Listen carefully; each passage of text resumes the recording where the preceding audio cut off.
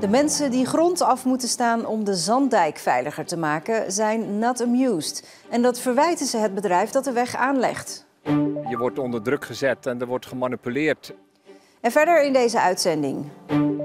Kankerverwekkende stof in Reling Boulevard. En 150 meter lopen met je afval. Niet te doen.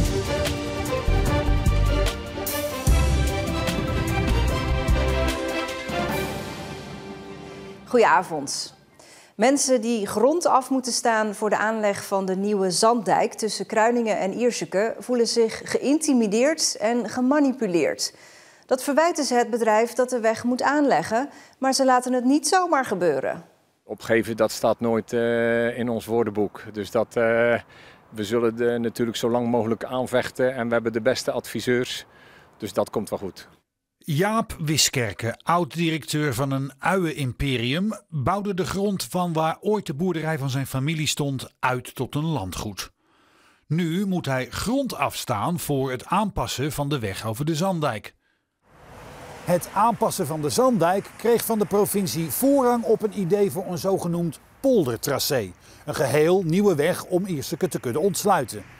Die beslissing viel bij Wiskerke en met hem anderen helemaal verkeerd. Als je onafhankelijke mensen vraagt en naar het plan laat kijken, dan zegt iedereen, er is maar één oplossing en dat is een poldertracé.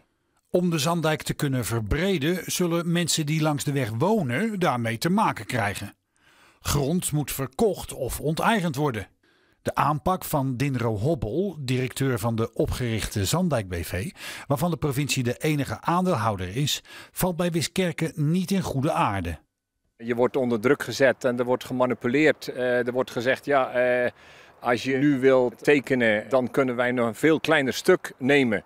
Nou, en ook de manier waarop het gebeurt, dat is totaal niet correct. Gewoon zo binnenvallen, op zijn kantoor kunnen we eens even overleggen. Ja, dat kan gewoon niet voor. Het is geen pak suiker natuurlijk. Hè. Daar zeggen van, ja, ik ga even naar een andere. De emotie die speelt natuurlijk erg mee. Ik ben niet alleen. Hè. Er worden hier heel veel mensen benadeeld en geïntimideerd. Onder andere mensen die hun woning uit moeten. Dat is natuurlijk heel gevoelig. Hè. Die mensen die hadden dat echt prachtig gerenoveerd. En die belt dan aan en die zegt van over 1,5 jaar moet je uit je huis wezen. Ja, dat doet natuurlijk verschrikkelijk zeer. Die mensen die slapen gewoon niet meer.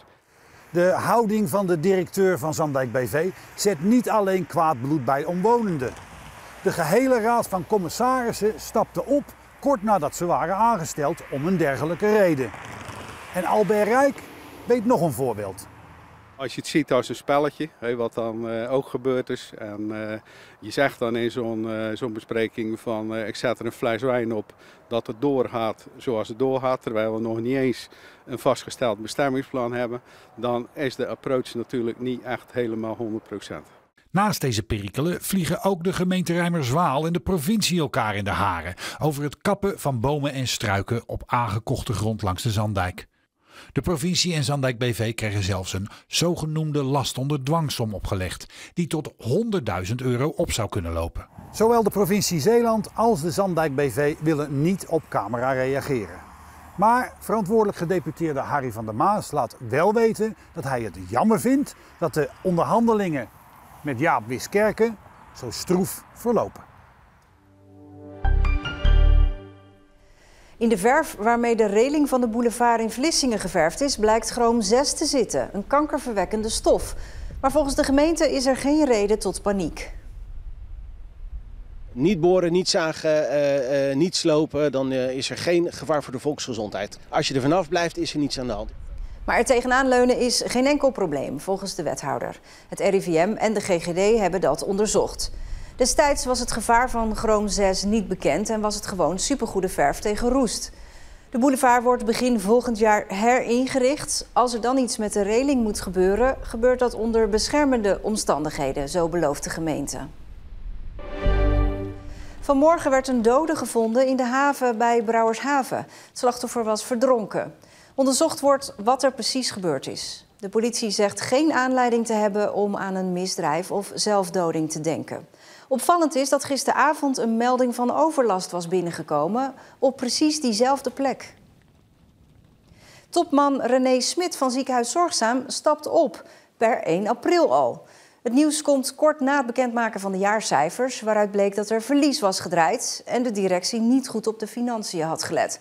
Maar Smit zegt dat hij stopt door zijn leeftijd, hij is 65, en dat het tijd is voor nieuw elan. Zo klinkt het orgel in de Christelijke Gereformeerde Kerk in Haamstede. Eerst werd daar altijd gespeeld op een oud pijpenorgel, maar die heeft sinds een paar dagen een nieuwe bestemming gekregen in Parijs. Ja, Parijs is natuurlijk een hele mooie stad. Dus ja, dat is altijd mooi wanneer je orgel daar terechtkomt. Beter zou je bijna niet kunnen wensen. Misten we het hier niet? Ja, missen is een groot woord. Ja, het is anders. De dominantie van het grote orgel in de kerk is weg. Sommige mensen vinden dat jammer, een pijporgel. Er staat nu een elektronisch orgel. De muziek is bijna voor de leek niet te herkennen, het verschil. Dus ja, missen is een te groot woord. Het oude orgel moest weg omdat het kerkgebouw werd verbouwd en het orgel niet meer paste. Toen we het orgel teruggaven aan de orgelbouwer, hebben we gezegd, kom het maar ophalen en geef het een nieuw leven. Toen zei hij, het zal wel in Oost-Europa terechtkomen, want daar is vraag naar oudere orgels. Nou, dan is Parijs een verrassing. Ja, een tripje naar Parijs staat nu natuurlijk wel op de wensenlijst van de kerkgangers in Haamstede. Het lijkt een stukje van niks. 150 meter lopen om je afval weg te gooien. Maar als je dat op hoge leeftijd moet doen, wordt het een ander verhaal. Ouderen uit een appartementencomplex in Sluis zullen binnenkort een stukje verder moeten lopen als de gemeente de rolcontainers bij de ingang van het complex weghaalt. Ik denk dat hij 1 kilo of 5, 6 weegt. Ja. 1 afvalbakje uit de keukenkastje. En dat 4 keer per week. De 81-jarige Koen Dons is nog goed ter been, maar voor zijn onderbuurman is een afstand van 150 meter en weer terug te veel. Nee, ik kan dit niet. Ik ben wat dat betreft gehandicapt in mijn rug. En ik kan misschien een keer 25, 50 meter lopen, maar verder niet. Daarnaast moeten de ouderen een druk kruispunt over. En dat vindt Dons onverantwoord. We moeten eens kijken wat er allemaal op moet letten, wat er allemaal aankomt. Dat is zeker gevaarlijk. Hier op de halve meter afstand racen ze je voorbij. De senioren vinden het vervelend om iedere keer om hulp te vragen. Mijn zoon zit er ook niet op te wachten om voor zijn vader het vuilnis naar de container te brengen. Of mijn kleindochters, kleinkinderen. Of de medebewoners. Ze snappen niet waarom ze hun afval niet meer in rolcontainers vlakbij hun appartementencomplex kwijt kunnen. Vanavond maken ze bezwaar tegen deze nieuwe manier van afval inzamelen tijdens een commissievergadering van de gemeente Sluis. We kennen allemaal het beeld van een groep mensen in gele hesjes die vlak naast elkaar een terrein afzoeken op zoek naar een vermist persoon. Maarten van Rossum uit Krabbendijken is een van die mensen. Hij zit bij het Veteranen Search Team dat sinds 2017 bestaat. Attentie voor het volgende bericht. Dit is een VST-alert. Het begint met een alarmering via Multibel. Dat is een app op de telefoon. En daar komt dan de alarmering binnen. En dan kun je aangeven of dat je opkomt of dat je niet opkomt. Verzamelen op Beekbergen. Nou, als je daar dan ter plaatse komt, dan word je ingedeeld in groepen. Je krijgt je uitrusting. Dat is een hesje, geel hesje, met VST erachterop. Een prikstok en eventueel een zaklamp als dat nodig is. En dan ga je met je groep op pad en word je ingedeeld in een bepaalde sector en ga je die sector uitkampen. Dat zoeken gebeurt in de buurt van woningen, maar ook vaak in bosrijk gebied. Dan wordt er vaak op linie gewerkt. Dan heb je 2 flankers, die hebben dan een oranje hesje aan en de linie moet daartussen blijven. En dan ga je op linie voorwaarts om zo een heel gebied uit te kammen. En ik denk ook wel dat we voor met aan zekerheid grenzende waarschijnlijkheid kunnen stellen dat als we een betrokkenen in een bepaald gebied niet gevonden hebben, dat betrokkenen daar ook echt niet is. De laatste zoekactie op Goeree-Overflakkee staat hem nog helder voor de geest. Daar was een ouder iemand vermist, was op de fiets weggegaan.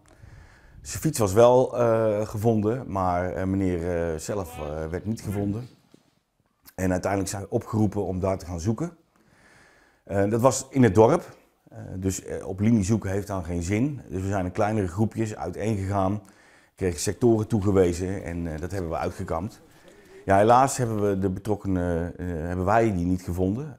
Maar is die, ik meen, de volgende dag gevonden door de politiehelikopter. Helaas niet meer in leven. Het doel van het Veteranen Search Team is de familie van een vermiste zekerheid geven. Maar ook iemand die niet meer in leven gevonden wordt.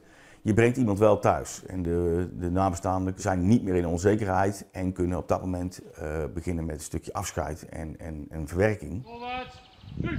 Maar zelfs als er helemaal niets gevonden wordt, merken we toch dat nabestaanden of familieleden van vermisten aangeven dat ze heel erg gesteund zijn door het feit dat er een grote groep vrijwilligers bereid is om bij nacht en ontijd te gaan zoeken naar hun vermisten. Ik denk dat ik het vooral heel erg leuk vind om met een groep gelijkgestemden gezamenlijk te werken naar een doel. En als dat dan ook nog een doel is wat een groot maatschappelijk belang dient, in dit geval het thuisbrengen van een vermiste, dan is dat des te mooier.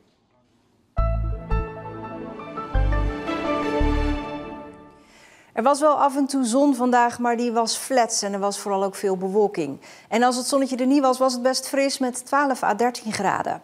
Morgen een beetje van hetzelfde, maar dan ook lokaal kans op regen.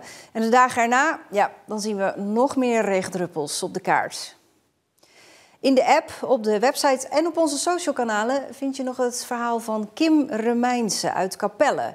Zij speelt eredivisie voetbal en legt haarfijn uit hoe ze elke dag van hot naar her vliegt om te kunnen voetballen en financieel rond te komen, omdat ze van haar club Telstar alleen een onkostenvergoeding krijgt. Dat is bij de voetballers van vanavond wel anders. Dit was Zeeland Nu. Een hele fijne avond.